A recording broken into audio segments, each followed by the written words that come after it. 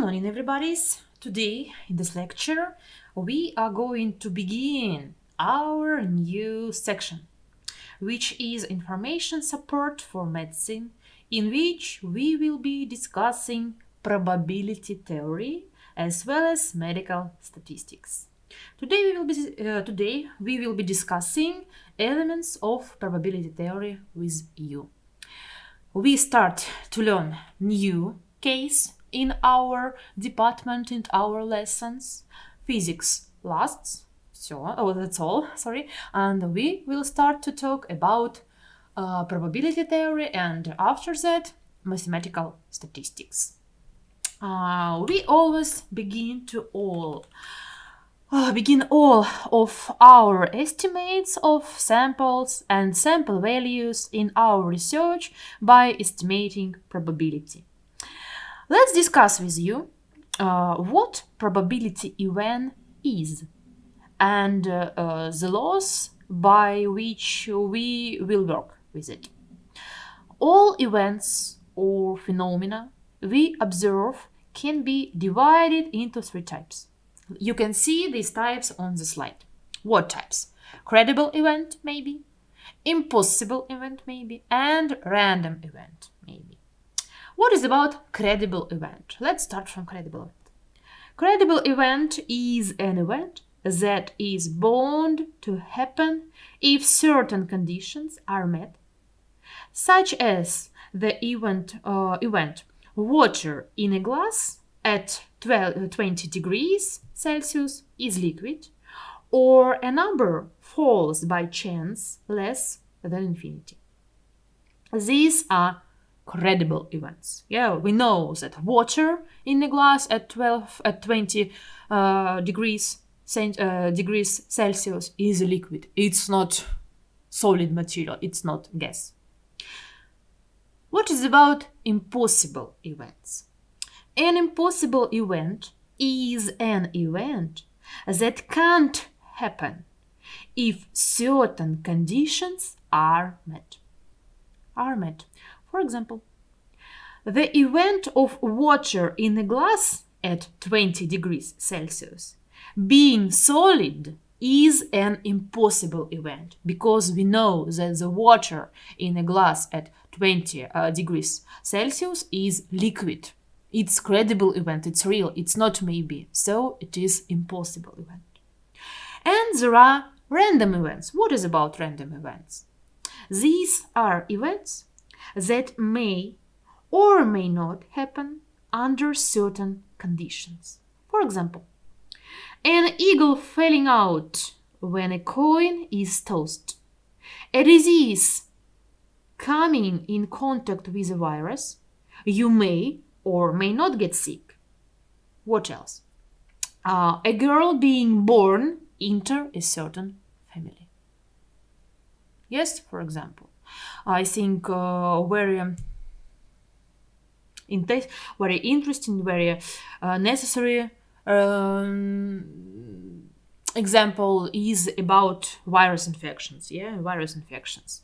So, random event, if after contact with a virus, we may or may not get sick after this contact. It's random events, we don't know, may or may not. So, what is about probability theory and what is about the subject of probability theory? This is random events. Probability theory is a science that studies the regularities of random phenomena.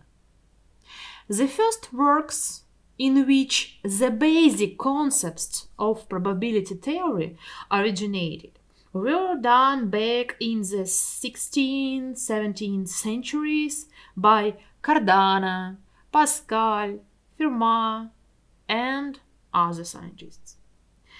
These were attempts to create a theory of gambling to provide guidance to gamblers, or to recommendation to players. Theory of gambling for recommendation to players. It was necessary information later. So let's continue. Let us now consider with you the basic concepts of probability theory. What is the basic concept? What is about event? We can say the definition of event. Events are called incompatible. Not only events. We must say about incompatible events and when we can call event incompatible. So events are called incompatible if the occurrence of one event precludes the occurrence of other events in the same trial. So, for example, you can see, firstly, the occurrence of an eagle excludes the occurrence of a tails in the same trial.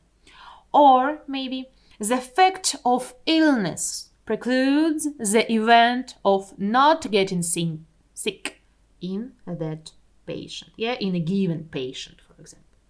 So, the next concept, we will talk about probability theory step by steps, First concept, next concept, first event types, second types of events, and other.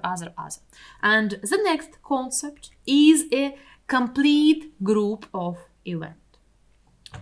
A complete group of events is a pairwise incompatible event, one of which will necessarily appear as a result of the test. For example, very hard example in our life, in nowadays, and let's say about our university, SPB, GP, MU, our medical university, pediatric medical university. For example, at the moment, an employer of our physics department can be at his workplace if he meets 4 conditions. We, teachers, can be in our workplace only if we have one of these 4 conditions.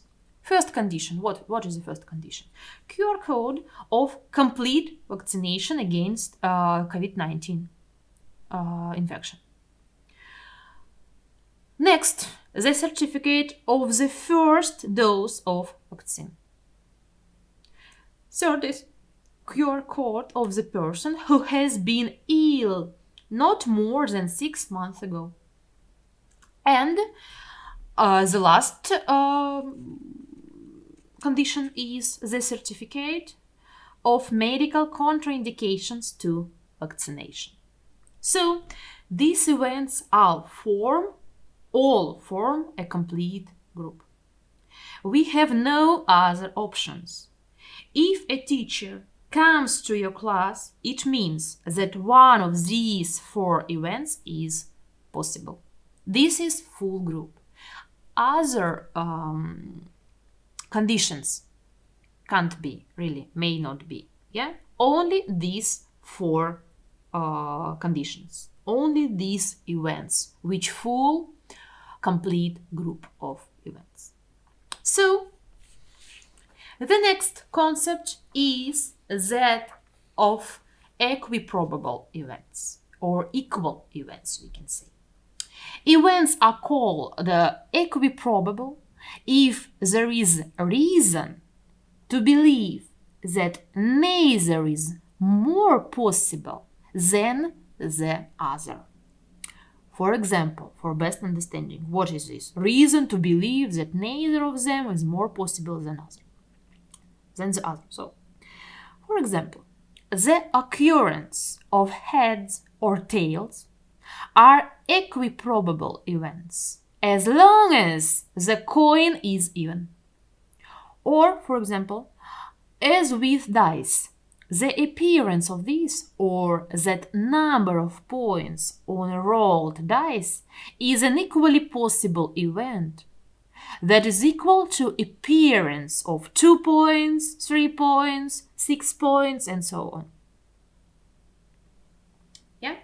What is the next? And now we come to the concept of probability, To the concept of probability. let's break down the classic definition of probability that you know from school. I think you must know this definition from school. What is about the classical definition of probability? The probability of event A is equal to the ratio of number of outcomes M favorable to that event to the total number of all equally possible incompatible elementary outcomes that form a complete group N. So, again, what is about probability of event A? Equal to the ratio of number of outcomes favorable of this event M by the total number of all equally possible incompatible elementary outcomes that form the complete group N. This is probability of event A. So, formula on the slide, here you can see. That is, event probability P from A, from the Latin lingua latina probabilities, is the ratio of favorable outcomes to all possible outcomes, or by all possible outcomes. But let's not forget equally possible, incompatible, forming a complete group. Don't forget about complete group. For example, let's see the example on the slide. The probability of falling out an even number on a die. The even numbers we have are 2, 4, 6. That is, these are 3 possible favorable outcomes. The total number of possible outcomes is 6 because there are 6 sides, of our die. So, accordingly, divide 3 by 6 and we get 0.5. But the probability of encountering a fully vaccinated university employer, as in the previous example, was, we will not have 0.25, according to this example. Not 0.25, not 25%, because these events are unequal. We need to use other law of probability theory here. Only this formula or this classical definition of probability works only when we say about all equally possible incompatible elementary outcomes that form the complete group. Only about this. Events must not be unequal.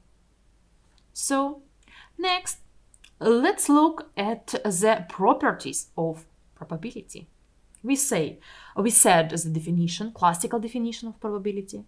Now, we must say about what properties of probability may be, or there are. So, the first property is that the probability of a credible event is 1. Let's look the example on the slide, on the first property. So, certain events are events that will definitely happen, so the number of favorable outcomes equals the number of all outcomes. So, accordingly, n divided by,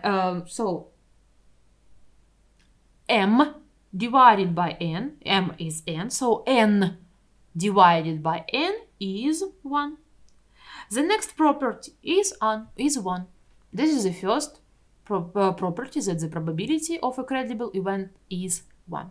What is the next property?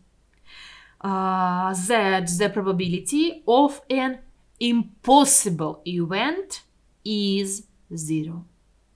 Since an event can't happen, this means that the number of favorable outcomes is 0. and the probability will be 0 too. If 0 divided by n is 0. Thus, the third property of probability tells us that the probability of a random event is a positive number that lies in the range of 0 to 1. From in interval, from 0 to 1. Our probability can't be less than 0. Our probability can't be more than 1. Don't forget about these borders, 0 and 1. So, let's see the next concept. The next concept is equiprobable events. Equiprobable events. Oh, sorry. Relative frequency. Firstly, we must say about relative frequency. What is about relative frequency? The relative frequency of an event is the ratio of the number of trials in which the event appeared to the total number of trials actually performed. You can see the formula on the slide here. So, if the definition of probability didn't require actually performed tests, we were talking about possible outcomes. Then, the relative frequency is what we got in practice. So, we can say that the probability is calculated before the experience, but relative frequency is calculated after the experience. Don't forget, please, about this information, main information. We calculate probability before testing, but relative frequency we calculate after testing. Please don't forget about it. Let us now, let's see, how relative frequency is related to probability. Consider the following examples. First example, the probability of an eagle appearing when a coin is tossed is 1 second.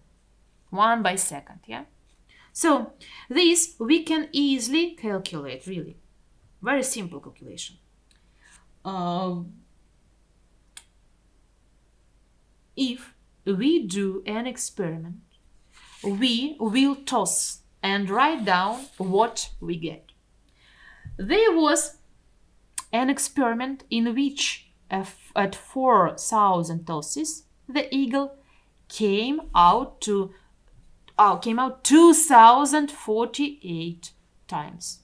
2,048 times. At 12,000 rolls, the eagle appeared 6,019 times. At 24,000 costs, the eagle appeared 12,012 times. See, the higher number of trials, the closer relative frequency in the third column of the table tends to the probability to 0.5. You can do the following experiments yourself at the site academa.org. You can see. We see a playing cube being thrown. Let's look at the slide, again. With 20 trials, with 20 rolls or 20 trials, the most frequent one fell out 6 times, 6 times. And only once fell out 3. Let's see, only 1 times at 3. So, but with more than 3,000 trials, more than 3,000 rolls or 3,000 trials, we see that the frequency is about the same. You can see near numbers, the same numbers, near the same numbers. That is, the probability of each phase falling out is 1 by 6. and we see that the relative frequency is the same. It tends to the same value. It tends to the same value. This is all formulated into the law of large numbers. If the number of trials tends to infinity, then the relative frequency tends to some limit, which is called the probability of event A occurring under given conditions. You can see a mathematical notation of this law on the slide. This limiting, yeah? Again, let's say that with an infinite numbers of trials, the relative frequency is equal to the probability. As the number of trials increases, the relative frequency tends to the probability. From this, we can formulate another definition of probability with you. What definition will be? The probability of event A is the limit of the relative frequency of event A when the number of trials tends to infinity. According to the law of large numbers. Yeah, according to the law of large numbers. So, let's move on to the laws of probability theory. The sum of two events A and B, for example, we have two different events A and B, and we want to see the sum of these events. What is this? Is an event consisting in the occurrence of event A or event B or both of these events together. But if we are talking about incompatible events, they can't appear together because they are incompatible. Then the probability of occurrence of one of the two incompatible events is equal to the sum of the probabilities of these events. That is, the probability of event A plus B is the probability of event A plus the probability of event B. Consider the following example about our grandmas and grandpas. I think your grandmas and grandpas really have pill box. Let's see the example. Grandma has 10 red, 5 green, and 15 white pills mixed together in her pill box. And they are mixing, yeah? There are many different pills, different colors. So, what is the probability that grandma will get the colored pill? Consider on the slide. We have 10 13s, 10 by 30, of the probability of the getting red pill, because the 10 red pills divided by all 30 pills. Yeah, we should take our red pills divided by all pills, and we can know the probability of take red pill. So that is the probability of getting to red pill is 1 divided by 3, 1/3. What is about green pill? Next is green pills. The probability of getting the green pill is 5 divided by 30 and or 1 by 6. Because we have 5 green pills and divide by a total of 30 pills. So, getting the colored pill or the red pill or the green pill is the sum of the probability of getting red pill, and getting green pills. So, that is 1/3 by 1/6 is 1.2, 1 second, or 0.5. This is the probability that grandma will get the colored pill. Yeah, white is not colored. Yeah, white is, we can say white is not colored. White is white. So, and let's go back to the full group of events or complete group of events. The sum of the probabilities of the events A1, A2, A3, and so on to AN, which forming the complete group, is equal to 1. We can see the formula on the slide, and we can say that this is a theorem. So that is the sum of all the probability of the events that forms the complete group is equal to 1. The mathematical notations is shown on the slide. Yeah, you can see the formula.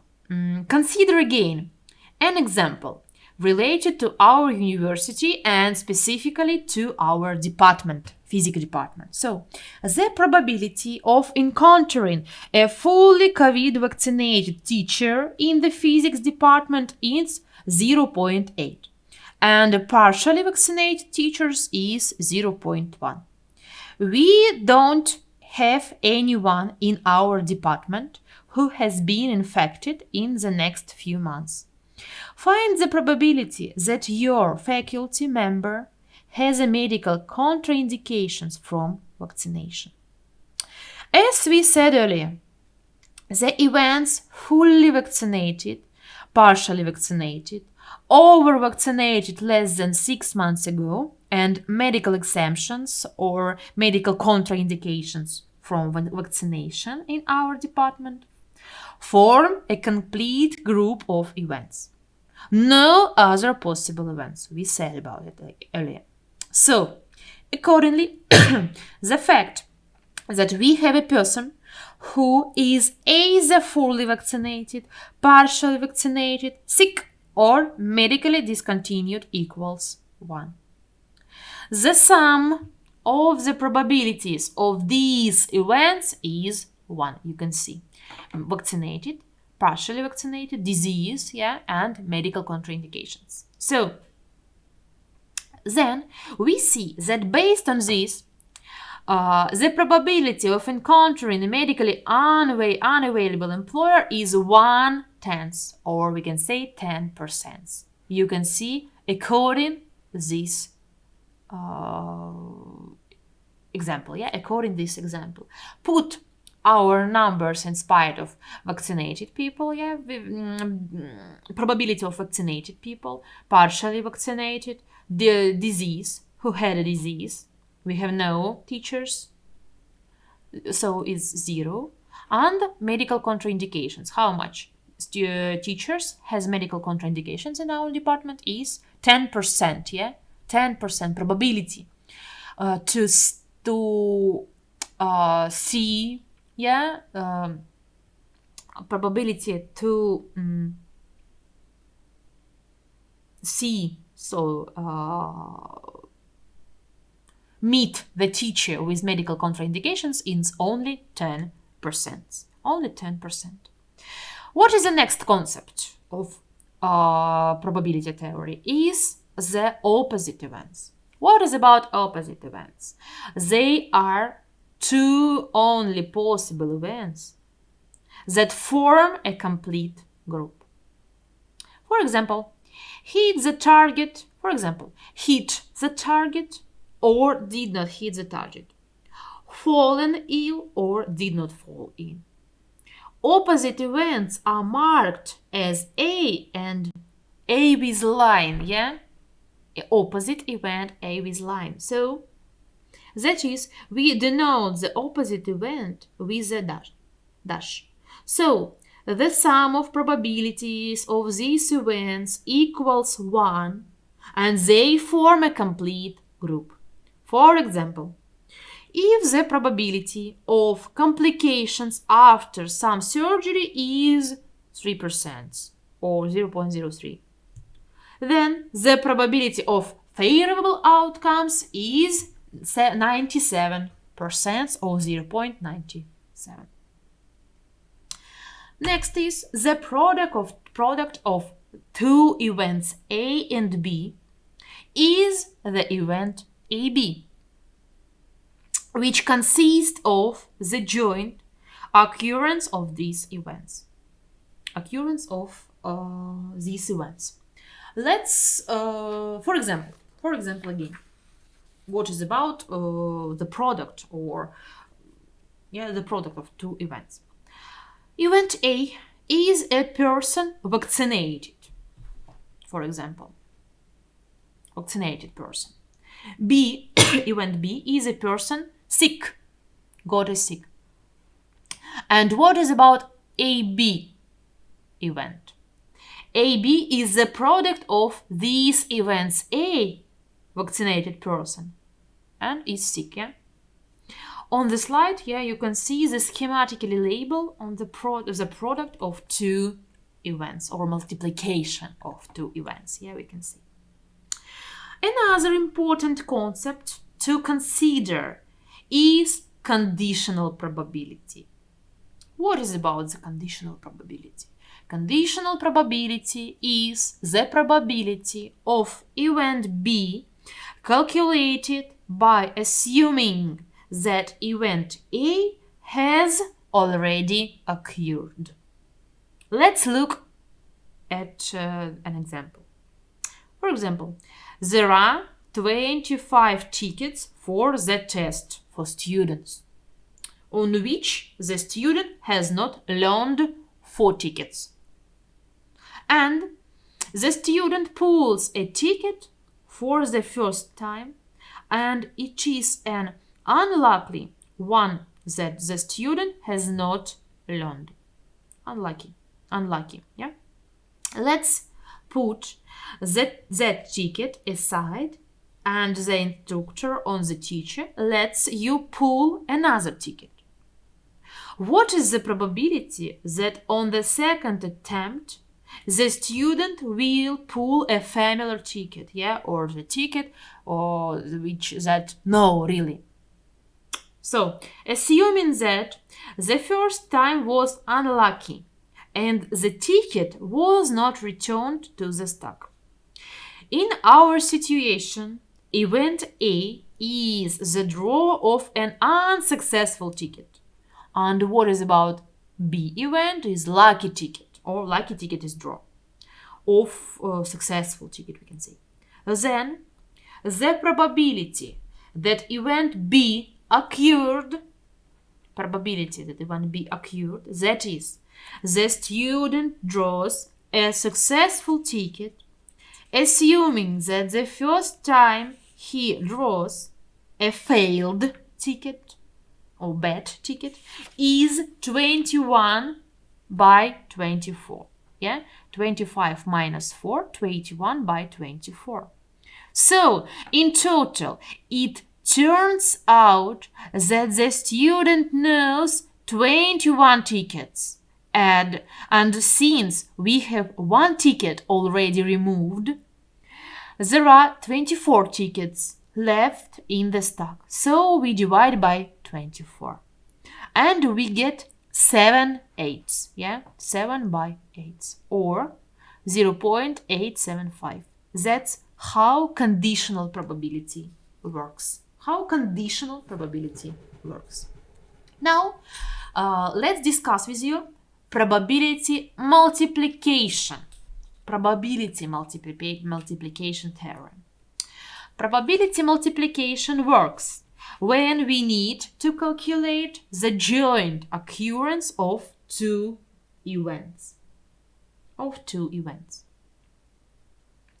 The probability of two events occurring together is equal to the product of the probability of one of the events by the conditional probability of the other, calculated assuming that the first event has already occurred. You can see the mathematical notation on the slide. You can see. The probability of an event AB occurring together is the probability of event A, multiplied by the probability of event B, assuming has already occurred. Consider the following example. For example, we have 5 black balls and 4 white balls. Each trial consists of taking a ball out and not putting it back in. So we take the ball from the box and for example, lay it on the table. We can took the ball into a box again after taking from the box. So what is the probability that the black ball is taken out first and the white ball second? Exactly this sequence. First time we get the black ball.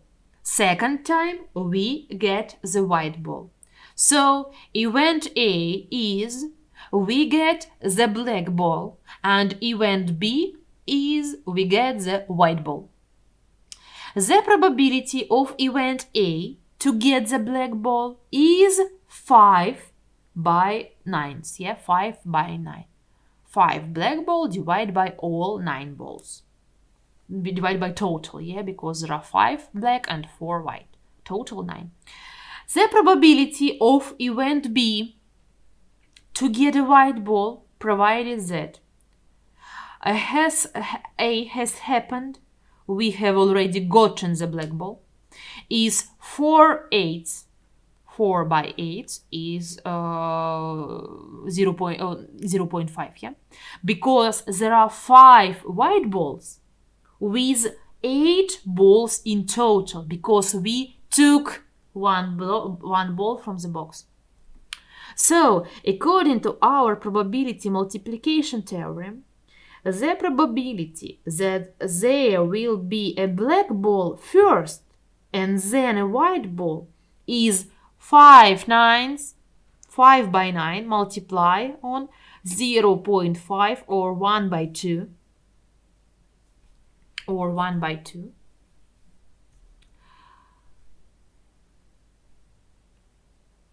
on the second, yeah, will be, we get a 5/18, 5 by 18. That's assuming the ball is not returned. If we were returning the black ball, the ball back, black ball for example, or white ball back, the conditional probability of event B would be 4 divided by 9, because we would be taking out 9 balls already. So, what is the next? The following definition is independent events. An event B is called independent of event A if the occurrence of event A does not change the probability of occurrence of event B. Simply put, event B is independent of the occurrence of event A. Consider an example. Drawing a lucky ticket for a test in no way depends on the event that it's raining outside. Thus, the conditional probability of event B is simply the probability of event B and does not depend on A in any way. The same as the conditional probability of event A is just the probability of event A, it does not depend on B in any way. They are independent events. So, the probability of 2 independent events occurring together is the product of the probabilities of these events. That is, the probability of event AB is the probability of event A multiplied by the probability of event B. For example, let's see the example. Two weapons are fired at the same target. They are in no way related to each other. The probability of hitting the target with the first weapon is 0.8. The probability of hitting the target with the second weapon is 0.7. What is the probability that they will hit the target together? Both weapons will hit the target, for example. That is, the events are not connected in any way. One shoots, the other shoots. Accordingly, the probability is, according to this theorem, first probability multiplied on the second probability, 0.8 multiplied on 0.7 will be 0.56. There will be probability of this situation. So let's continue. Let's continue and let us consider the example of inoculation. Recall in the 18th century, another smallpox epidemic broke out in Boston, and preacher Mather began urging all doctors to do inoculation. What is about inoculation? This is when a person was specially infected with smallpox, taking the secret from the patient's pustule and rubbing it into the nose. This was done to make the disease go away more easily, so that patients would have a milder form of the disease in the future. Only Dr. Boylston responded, and they started doing inoculation and keeping statistics. Let's break down the odds of survival for patients who underwent inoculation and those who didn't. Let's look at their statistics. The population of in 1721 was 10,700 people. There were 286 people who underwent inoculation or passed inoculation, of whom 280 survived and only 6 persons died or dead. Who did not pass inoculation are 10,414 people, of whom got sick with smallpox 5,759%, and the rest did not fall ill. Among those who did fall ill or staying alive after smallpox, 4,915, and dead only 844% died. So let's calculate the relative frequency. When inoculation was passed, 280 out of 286 people remained dieless. Here. It turns out that the chance of survival is 97.9%. The mortality rate accordingly was 1 minus staying alive is only 2.1%. Remember the numbers. 97.9% according to Boston's 18th century chance of surviving the inoculation procedure. Now, let's look at the odds of surviving is no inoculation procedure. They were 10,414 414 people who did not go through the inoculation procedure, of whom 55.3% became ill with smallpox. Yeah, according these numbers. Yeah, according our numbers, divide by all numbers who did not pass inoculation, and will be 55.3% became ill with smallpox. We can calculate those who did not get sick, knowing that getting sick and not getting sick are opposite events. So the survivors were 4,915 out of 5,759 is people.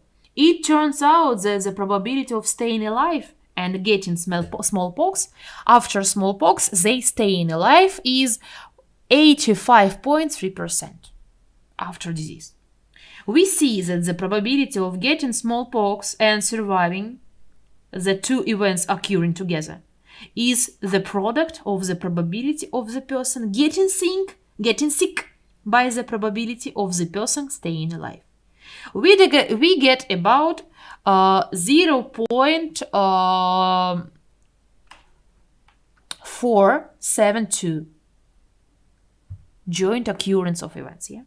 How do we calculate the probability of surviving without inoculation? We can either survive without getting sick at all, or we can get sick and survive. We have to add up the probability of not getting sick, or did not get sick, yeah? Opposite events, yeah? 1 minus 0.553 is 44.7% who did not get getting sick, yeah?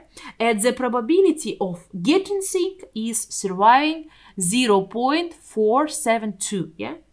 The total is 91.9%. That is, the figure is still large, but it's still less than 97.9%. Already in principle, we can see that the benefit exceeds the risk. But also, this example does not take into account people with immunity from smallpox.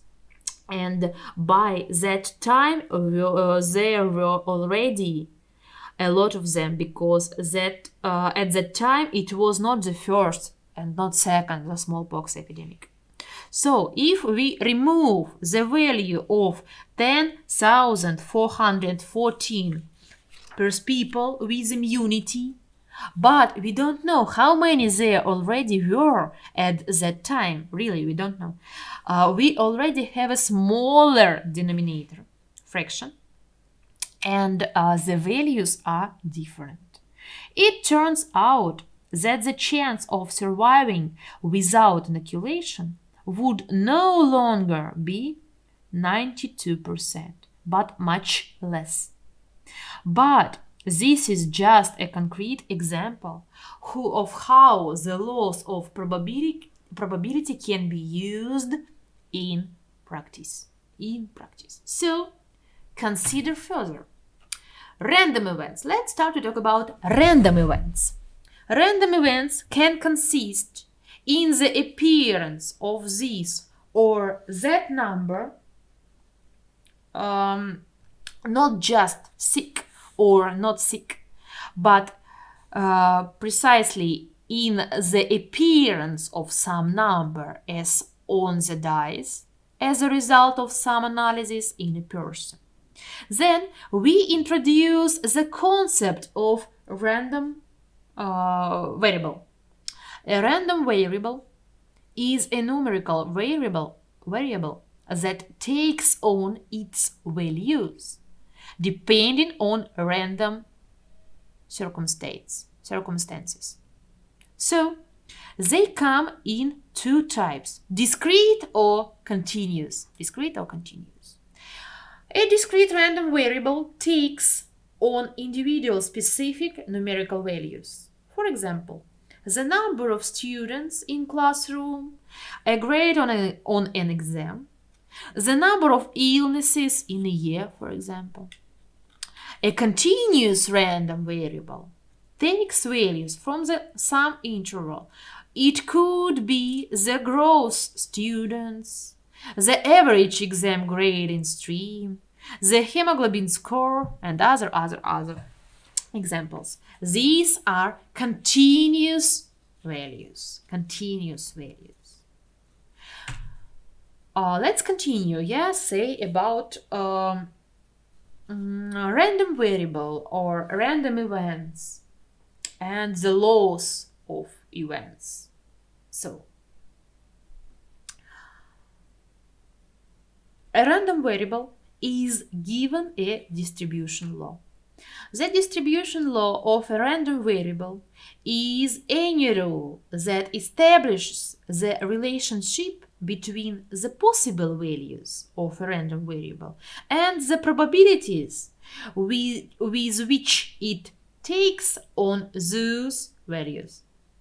Usually, random variables are denoted by capital letters X, Y, Z. And with small letters, we denote their possible values. We can define the law of distribution either by a table, by a graph, or by a distribution function. Let's look at an example.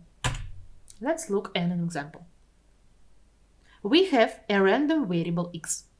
You can see in the table. A random variable x. It can take different values, x1, x2, x3, etc., xn. Yeah? In the table, we indicate these values of x that it can take. And below, we give the probabilities that it can take. Remember that the events xi are pairwise incompatible and form a complete group. Then the sum of the probabilities of these events will be equal to 1. It's also convenient to show this on the graph. You can see everything very well, yeah? The x-axis shows the possible values of a random variable, and the y-axis shows the probability. We see x1, p1, yeah? x2, p2, and so on. This is also called a distribution polygon.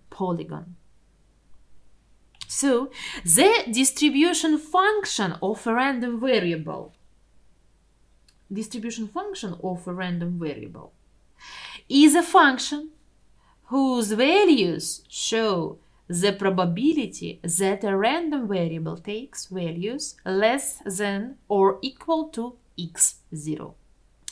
F of x0, yeah, distribution function f of x0 is the probability that a random variable takes values less than or equal to x0.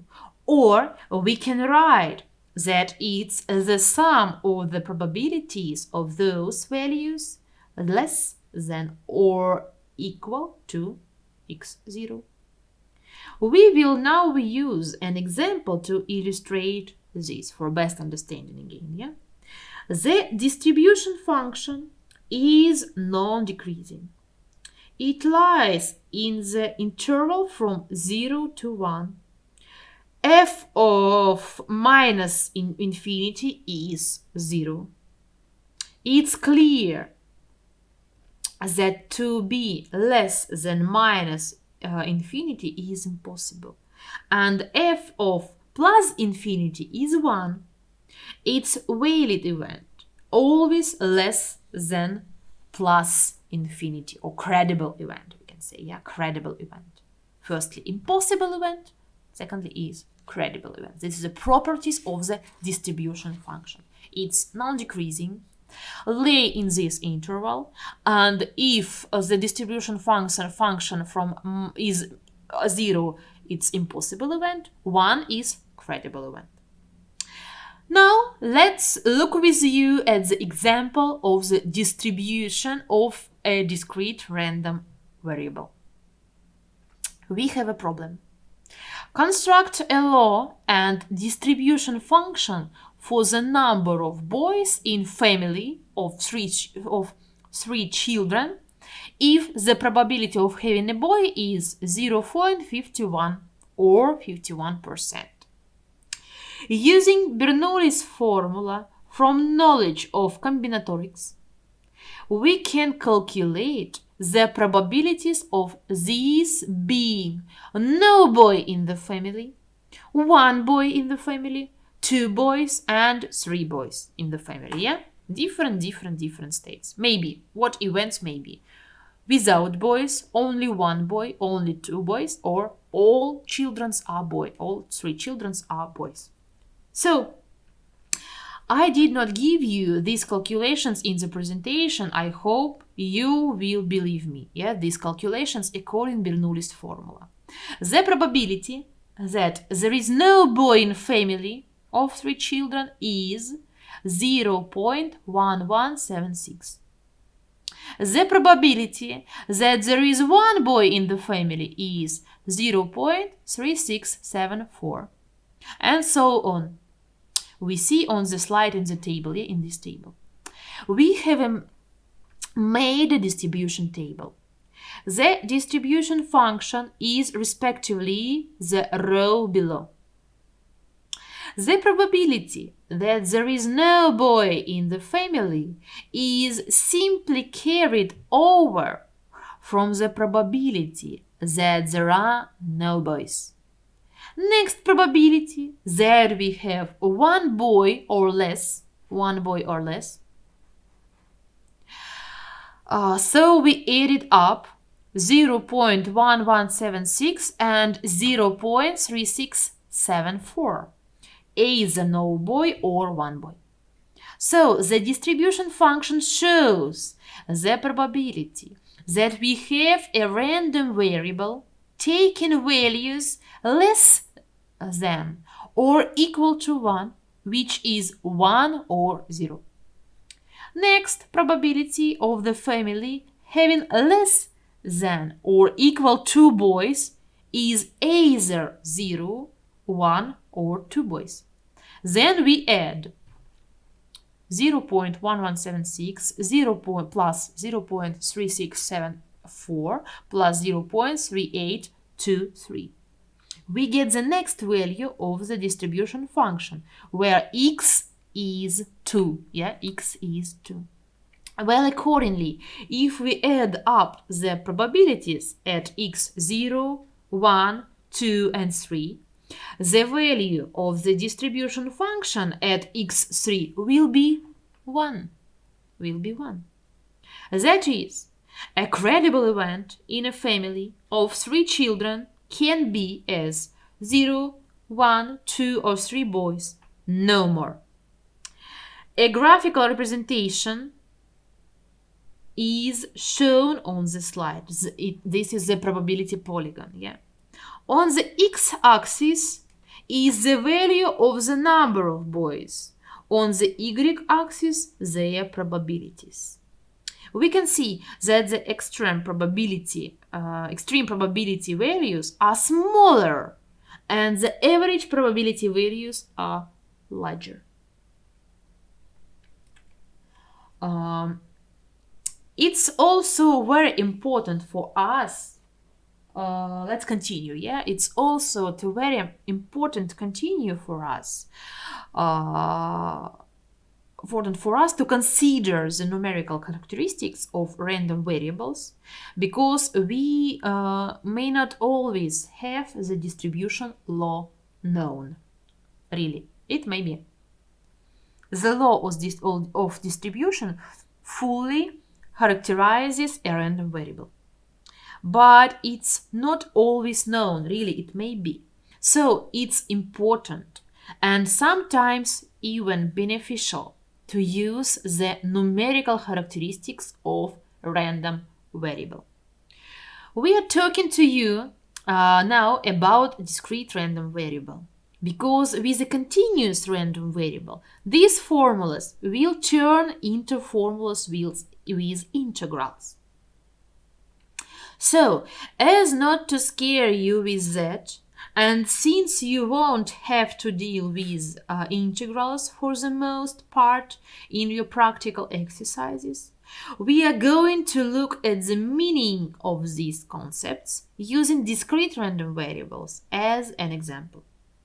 I don't think you will mind.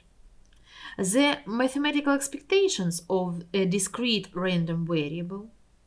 What is this? Yeah, let's see the definition of mathematical expectation. What is about mathematical expectation of a discrete random variable? Is the sum of the products of all its possible values by their probability.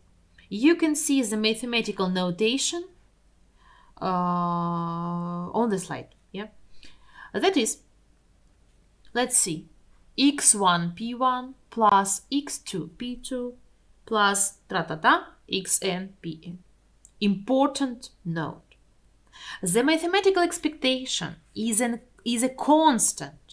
It's not random, even though we have a random value, but its mathematical expectation is always constant. It's also important that the mathematical expectation is roughly equal to the arithmetic mean of the observed values of a random variable. Let's look at the example of boys in family of 3 children, which we say about earlier. Let's recall the law of distribution calculated by Bernoulli's formula. And accordingly, to calculate the mathematical expectation, we need to multiply 0 by 0.1176 plus 1 by 0 multiply on 0.3674 plus 2 multiply on 0.3823 and etc. and so on. That is, we multiply each value of x by the probability of that value occurring, and then we add up. So, we see that the mathematical expectation is about 1.5301. That is, if we remember that the mathematical expectation is about equal to the mean value, there are about 1.5 boys in a family of 3 children. But the expectation alone is not enough to characterize a random variable. If we take the example of the shooters, we have, for example, 2 shooters. We have 2 shooters. And one shooter shoots very consistently, for example. One shoot very consistently and always shooting 7 or 8 points. The mathematical expectation of his shoots is about 8. The same mathematical expectation can be in the other shooter, but he happens to have 10 points as well as 4 or 3 points. That is, the mathematical expectation may be the same, but the range of values is different.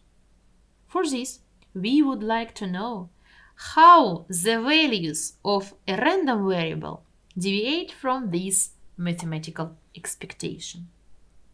That is,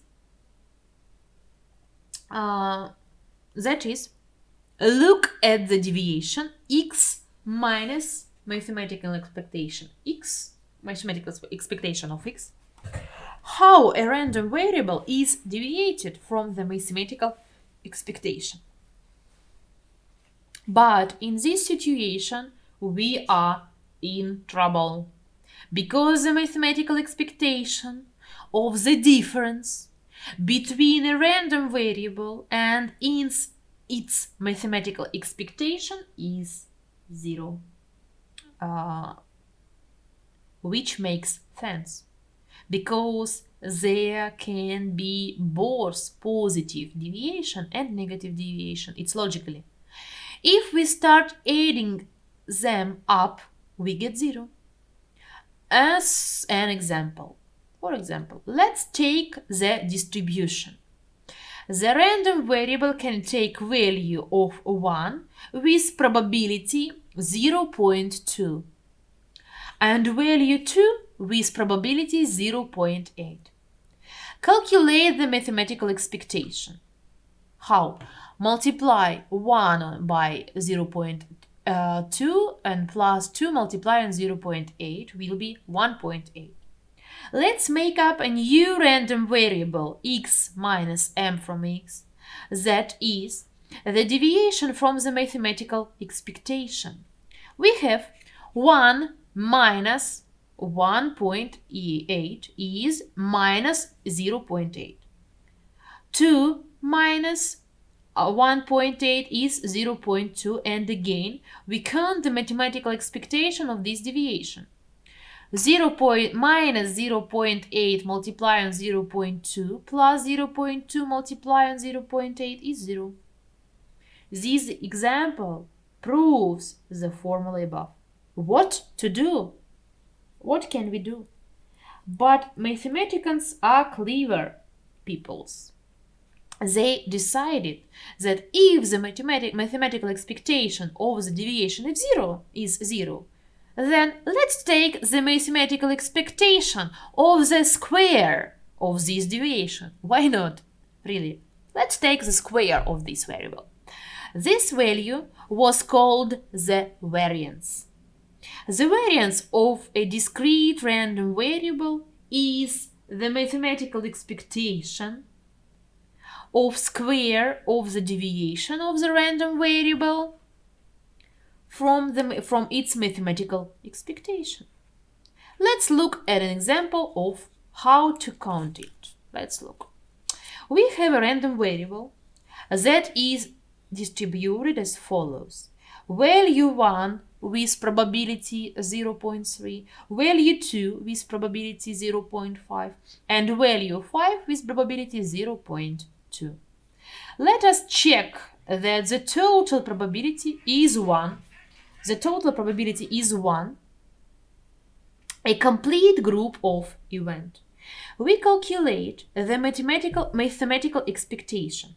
1 multiplied on 0.3 plus 2 multiplied on 0.5 plus 5 multiplied on 0.2 is 2.3. So now we need to calculate a new random variable, which is the squared deviation. It turns out x1 minus m from x in square is 1.69. Then x2 the same and x3 according to the numbers of mathematical expectation. So as a result, we have a new random variable. The new distribution, we put it back into the table for clarity. And so we count the variance as the mathematical expectation of this new random variable. Calculations under the table. We get 2.01. So the smaller the variance we get, the closer the values of the random variable are to the mathematical expectation. That is, the shooter who shoots more consistently, the variance of his shoots is smaller. And the one who shoots unstably, the variance of his shoots is larger. We can see that the calculations are quite large. That is why a different formula is most often used. We will not derive it. You will use it in the practical exercises in mathematical statistics. Since the mathematicians were clever, since the usual deviation from the expectation did not work, they introduced the mathematical deviation from the expectation square, and accordingly, the units of measurement immediately became square. If the random variable is in meters, then the variance is in square meters. If the random variable is in seconds, then the variance is in square seconds, which is not always convenient to use. So since we entered the square there, let's now take the square root or root of this value. This new quantity, root quantity, is called the mean square deviation of a random variable or standard deviation.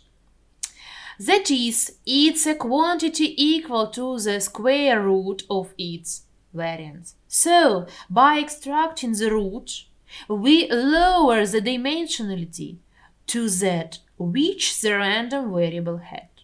That is, if the random variable was in meters, the variance in square meters, the standard deviation, letter sigma, against in meter. The mean square deviation is convenient to use when we need the spread characteristics of a random variable to be in the same units as the random variable. We still have to touch on the continuous random variable a little bit as well, because there is important concept of probability density. A continuous random variable is more conveniently described by the concept of probability density or distribution density, we can say fx. The density of a continuous random variable is the first derivative of its distribution function. It can be used to calculate the probability of a random variable being in a given range. And what is more important, the distribution density is more often called a distribution law, and we often have to deal with various distributions of a continuous random variable when solving practical problems. There are often uniform, normal, exponential distributions.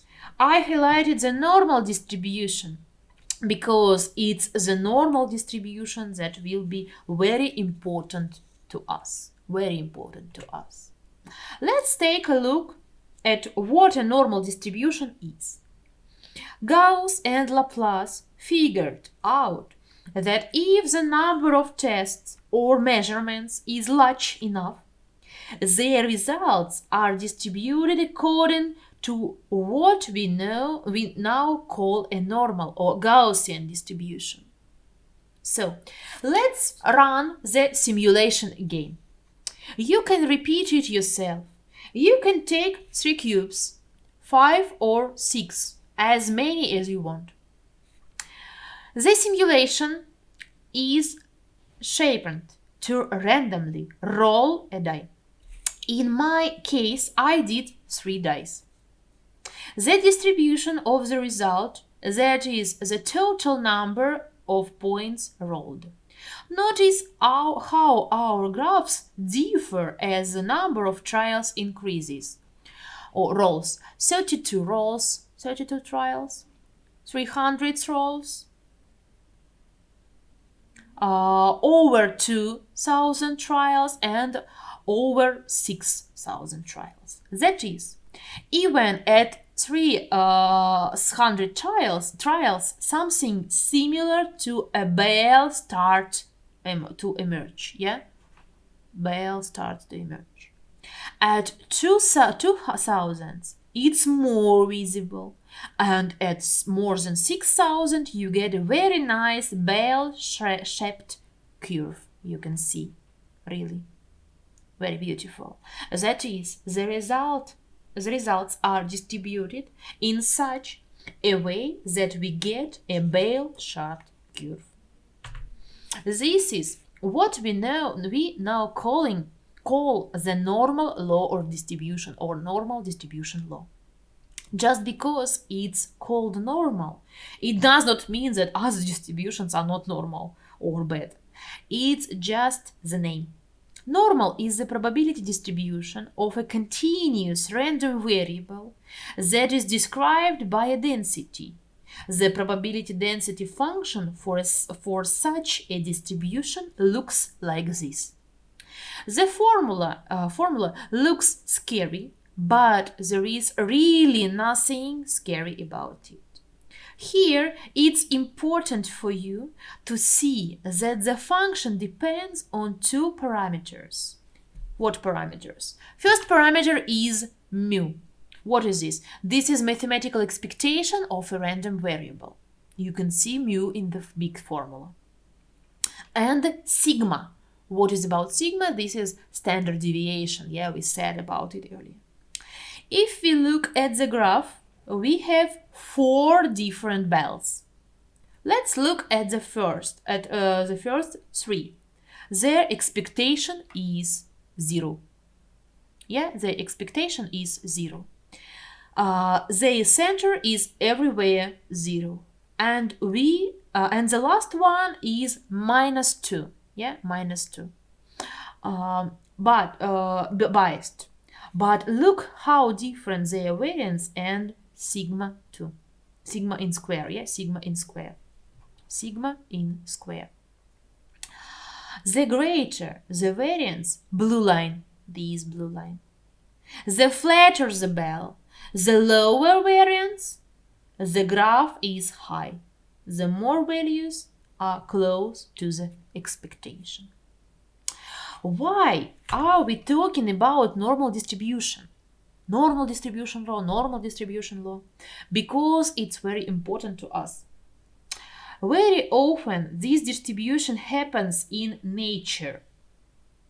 The size of living organisms are distributed according to the normal law. Even individual parts or organs, some physiological parameters, for example, height, weight, hormone values, blood pressure, and other parameters, they are all distributed according to the normal distribution law. What else is the peculiarity of this law? If we just go to the parameters of height, weight, pressure, 68% have a height average plus minus 1 standard deviation. You can see. 95% have a height mean mathematical expectation plus minus 2 standard deviation. Yeah, you can see. And almost 100% already have a growth mean plus minus 3 sigmas. This is why it's called the 3 sigma rule. 3 sigma rule. That almost all values fall within the 3 sigmas interval. These values are greater than mu plus 3 sigma and less than mu minus 3 sigma. Extremely small, less than 1%. In the statistical research that you will be doing in your practical studies, in medical practice, doing abnormality check procedures for distribution is the beginning of your work. And most of your distributions will not be normal. Depending on that normality, you will then choose the method you will use in your practice work. So, it's important to understand what a normal distribution is, and it's important to understand how to test whether our random variable is normally distributed or not. But this is a task for the next lecture. Now I can say thank you for the attention, and I will So glad to see you on my next lecture. Thank you for the attention and goodbye.